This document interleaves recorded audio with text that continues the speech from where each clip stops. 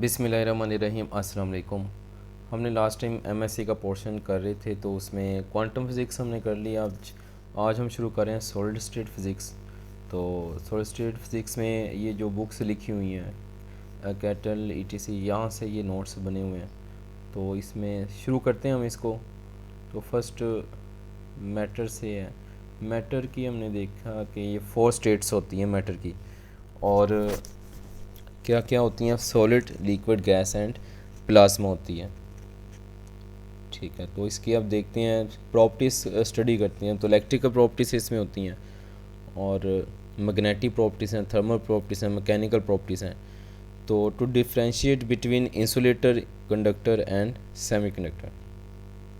Electrical property को हम इसलिए यूज़ करते हैं ताकि सेमीकंडक्टर, कंडक्टर, इंसुलेटर को हम डिफ्रेंशिएट कर सकें। मैग्नेटिक प्रॉपर्टीज़ में magnets are ferromagnetic materials. To know about para, dia, ferro we need this property. ठीक है, मैग्नेटिक प्रॉपर्टीज़ की वजह से हम क्या कर रहे होते हैं कि बता रहे होते हैं कि पैरा, डाया या फेरोमैग्नेटिक मटेरियल है। एंड थर्मल प्रॉपर्टीज़ में हम देखते हैं कि सॉलिड इंसुलेटर और थर्मली कंडक्टर है या नहीं।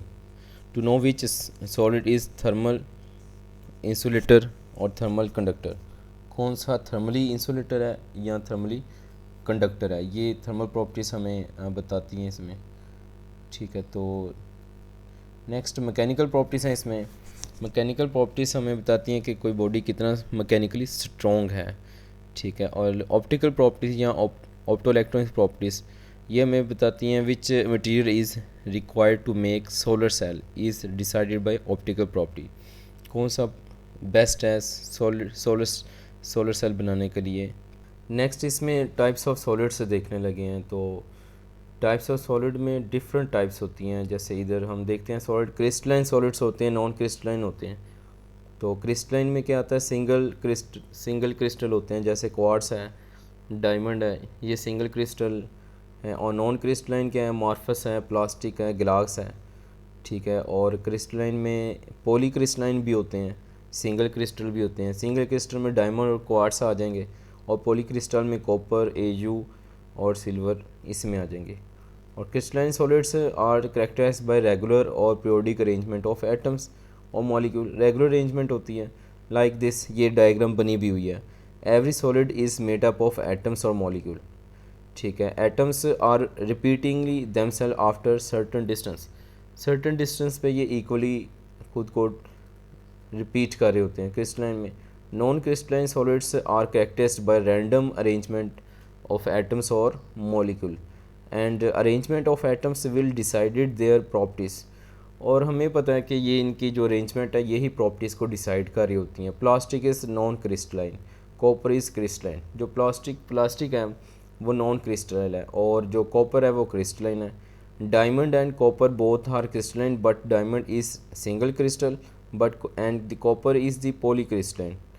ठीक है, तो नेक्स्ट देखते हैं single crystal and copper is poly crystalline, यानी इसमें डायमंड सिंगल क्रिस्टल है और कॉपर पॉली क्रिस्टल है।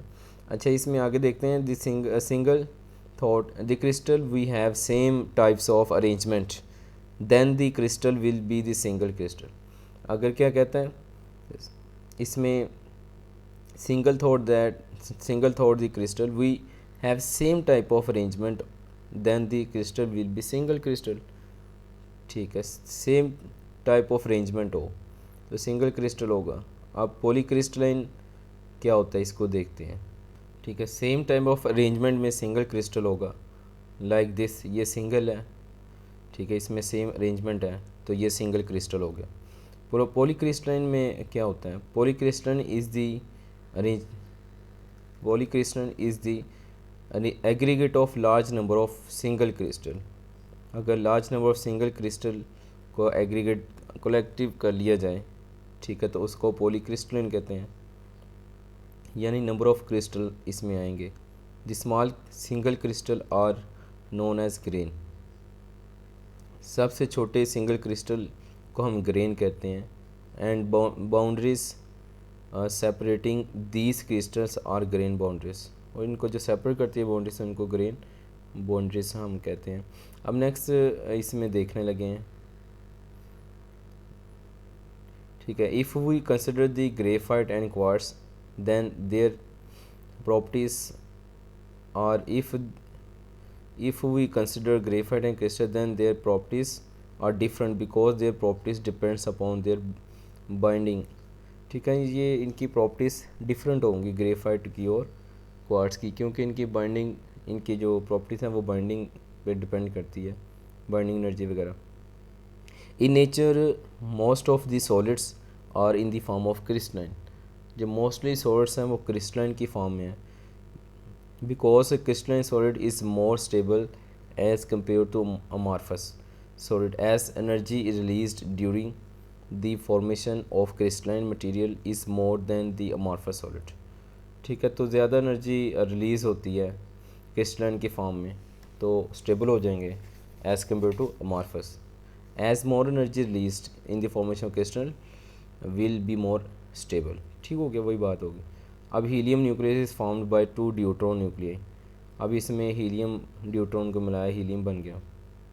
5 मेगा इलेक्ट्रॉन एनर्जी रिलीज़ हो रही है, तो release the 5 mega electron to be helium into the H deuteron मिलाया, वही कंबाइन किया, we need to supply 5 mega electron energy.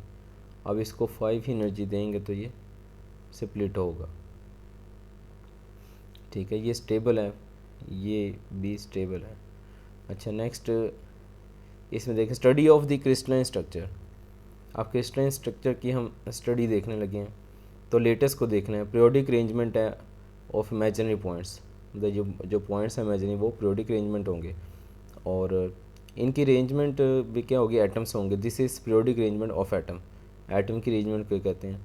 This is mathematical concept. This latest will be the Bravais lattice or Bravais space lattice if each lattice point as identically surrounding होता है, यानी इसमें क्या हो, latest points O and O have same surrounding. यहाँ पे ये O है और ये O प्राइम है, ये दोनों सराउंडिंग सेम रखते हैं। ठीक है, तो ये क्रिस्टल लेटिस है। बेसिस क्या है, बेसिस इज़ द एटम और ग्रुप्स ऑफ एटम। ये ग्रुप्स हैं, ये ग्रुप्स ऑफ एटम है। अब बेसिस और लेटेस्ट को मिला दें, लेटेस्ट पॉइंट है, ब्रेसिस एटम है, या ग्रुप्स ऑफ एटम मिला दें तो क्या बन जाएगा, क्रिस्टल बन जाएगा। ठीक है, basis of one atom is called monoatomic crystal. अगर बेसिस में एक ही एटम है तो इसको मोनोटॉमिक क्रिस्टल कहेंगे, यानी एक एटम होगा बेसिस में। ठीक है, और अब इसमें कहते हैं we are considering the graphite and quartz then their properties depends और देयर प्रॉपर्टीज़ आर डिफरेंट। और यही बात पहले भी हुई इसमें। In nature of most of, ये हमने अभी देखा, ये रिपीट हो रहा है इसमें। अभी इसमें देखते हैं we are attaching the atoms on each lattice point so this will become physical. हम क्या करें, हर लेटेस्ट पॉइंट के गिर्द क्या करें, एटम अटैच करें, ताकि फ़िज़िकली हम इसको ऑब्ज़र्व कर सकें, देख सकें। तो नेक्स्ट इसमें देखते हैं is as latest points are periodic so atoms will be periodic so the arrangement will become crystalline solid। Arrangement इसकी क्या हो जाएगी, क्रिस्टलाइन सॉलिड हो जाएगी अगर लेटेस्ट और एटम क्या है, पीरियोडिकल है। यूनिट सेल क्या होता है, जो यूनिट सेल स्मॉलेस्ट स्ट्रक्चर है, यानी ये लिखा हुआ है unit cell is the smallest unit of the crystal और lattice which is continuous repeating can generate और लेटेस्ट। तो कंटिन्यूस रिपीट कर रहा हो, जैसे ये एक सेल है, ये 2 3 ये 4, इस तरह रिपीट करता जाए तो लेटेस्ट बन जाता है या क्रिस्टल स्ट्रक्चर बन जाता है। अब इसमें ये जो आ रहा है इसमें नेक्स्ट है, we want to construct the crystal structure then we have to arrange the unit cell side by side हम यूनिट सेल को अरेंज कर सकते हैं। और ग्रेन क्या है, grain can contain large number of unit cell. Grain में होते हैं large number of unit cell होते हैं। ठीक है, तो यूनिट सेल क्या है, unit cell are of 2 types, primitive unit cell, non primitive unit cell. Primitive unit cell क्या होते हैं, जो क्या करते हैं, belonging to the corner of the unit cell, जो यूनिट सेल के कॉर्नर को से रिलेट होते हैं। लेटेस्ट पॉइंट हैं जो कि कॉर्नर से रिलेट करते हैं only to the corner of unit cell के कॉर्नर को रिलेट करते हैं। और या यूँ भी कह सकते हैं factory number of lattice points, factory number of lattice points are belonging to the corner as well, factory number of lattice points per unit cell is 1। ठीक है, तो लेटेस्ट जो नंबर ऑफ लेटेस्ट होते हैं पॉइंट्स पर यूनिट सेल वो 1 होगा। Non primitive cell में क्या होता है, lattice points are belonging to the corner as well as to the other position of the unit cell. या यूँ कह लें इसमें more than 1 factory number of lattice होते हैं। ठीक है, 1 एटम बेसिस है तो इसमें क्या होगा, each lattice point will contain 1 atom. 2 atom basis हैं तो each lattice point will contain 2 atoms. तो इसमें देखने लगे हैं side of unit cell lattice construct और lattice parameter. A primitive cell can have more than 1 atom but have only 1 lattice point. तो इसमें परमिटिव में वो कहते हैं कि एक से ज़्यादा एटम्स हो सकते हैं, लेकिन इसमें लेटेस्ट पॉइंट एक ही होता है। और lattice point is spared by 4 unit cell. एक जो लेटेस्ट पॉइंट होता है वो 4 यूनिट सेल से घिरा होता है या स्पेयर्ड होता है। ठीक है, तो इस तरह से हम कह लेते हैं। ठीक है, 1/4 इंटू 4 सेल से होता है, तो मल्टीप्लाई करेंगे तो इधर यहाँ पे आ जाएगा 1। तो नॉन परमिटिव एंगल में 360 डिग्री इसमें एंगल बनेगा। ठीक है, अब इसमें आ जाएंगे डिफरेंट टाइप्स दी हुई हैं इसकी। तो latest types of latest in 2 dimensional, तो स्क्वायर, रेक्टेंगुलर है। ठीक है, तो हेक्सागोनल है, और इसमें 2 डायमेंशन में आ जाए 4 टाइप्स हैं। हम देखते हैं 3 डायमेंशन में देखते हैं types of latest in 3 dimensional. Simple means primitive. Simple की जब हम बात करेंगे तो इसका मतलब परमिटिव होगा। ठीक है, तो इसमें क्यूबिक है, ये सिंपल है मतलब परमिटिव है। ठीक है, और बॉडी सेंटर्ड है, फेस सेंटर्ड है। क्यूबिक क्या होता है, बॉडी सेंटर, फेस सेंटर्ड होता है। और उसके बाद आ जाएं ये तीनों ही ना, सिंपल भी है, परमिटिव भी है, body centre, face centre. Trigonal simple है, टेट्रागोनल सिंपल है और बॉडी सेंटर्ड है। ठीक है, इसमें ये देख लें क्यूबिक में ए बी सी इक्वल होते हैं, अल्फ़ा बीटा गैमा तीनों एंगल 90 हैं। लेकिन टेट्रागोनल में ए बी तो इक्वल होते हैं, लेकिन ए बी सी के इक्वल नहीं होते। अल्फ़ा बीटा गैमा 90 ही होता है टेट्रागोनल में। ऑर्थोगोनल की अब इसी तरह, हमारे ऑर्थोरोम्बिक की इस तरह एग्जाम्पल है, सिंपल है, बॉडी सेंटर्ड है और फेस और बेस एंड सेंटर्ड है।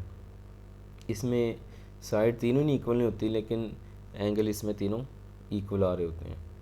ठीक है, तो इसी तरह ये देख लें, ये सिंपल है, ये बॉडी सेंटर है जिसमें सेंटर पे ये एटम्स शो हो रहा है। ये फेस सेंटर है, हर साइड के फेस पे क्या आ रहा है, एटम्स आ रहा है। ठीक है, तो ये आप देख रहे हैं, ये फेस पे है, इस पे है, इस पे है, इस पे है और इसमें। और ये बेस है, एक बेस पे और एक बॉटम पे है, इसको बेस कहते हैं, बेस। अब ये इसमें 3D में दी हुई हैं वैल्यूज़। ठीक है, ट्राइगोनल में तीनों इक्वल होते हैं, ए बी इक्वल होते हैं, लेकिन एंगल इक्वल नहीं होता। हेक्सागोनल आ जाए तो हेक्सागोनल में ए बी तो इक्वल होता है, लेकिन ए बी सी के इक्वल नहीं होता। और एंगल जो बनता है ए अल्फ़ा बीटा 190 डिग्री बनता है और गैमा 120 होता है। ठीक है, ये याद भी रखना है आपने। तो नेक्स्ट चलते हैं हम इधर। क्यूबिक पी परमिटिव सिंपल है, क्यूबिक परमिटिव है मतलब सिंपल है। ठीक है, और नोटेशन इसकी परमिटिव सिंपल को शो करेगा, आई बॉडी सेंटर्ड को, एफ फेस सेंटर्ड को, सी एंड सेंटर्ड को। ठीक है, तो आई फॉर बॉडी सेंटर्ड हो जाएगा। ठीक है, और एफ फॉर फेस सेंटर्ड हो जाएगा। अब इसमें इंटरप्लेनर स्पेसिंग को हमने देखना है, तो इंटरप्लेनर स्पेसिंग हम यहीं से कल शुरू करेंगे, इंटरप्लेनर स्पेसिंग से। तो मिलते हैं नेक्स्ट लेक्चर के साथ, इजाज़त दें, अल्लाह हाफिज़।